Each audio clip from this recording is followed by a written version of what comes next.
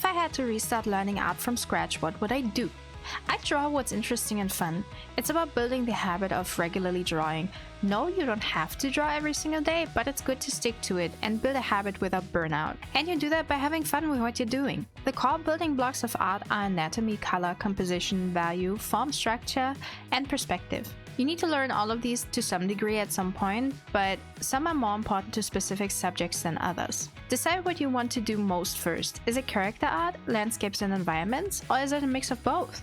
If it's both, I'd still try and focus on one thing first, just to not get overwhelmed with everything there is to learn. If you want to start with characters, I'd focus on learning anatomy first, and if it's landscapes and environments, I'd focus on perspective. But the most important thing about art is values. Values are the range of light and dark in your image, because no matter what you want to draw, if you know your values, you can use any color. And if you don't know your values, no color will save you. Values are incredibly important to draw the viewer to the focal point of whatever you draw and gives your image a visual hierarchy with which you can tell your story. And most importantly, do studies. Still life is great for learning materials, and life drawing is good for learning proportions and anatomy. Also vary how much time you spend on your studies. Short studies are great to get the gist of things, while long studies are great to learn the small details. You should also do master studies. Those are studies where you focus on copying another artist's work to learn how they do their compositions, colors, lighting, and or how they render things.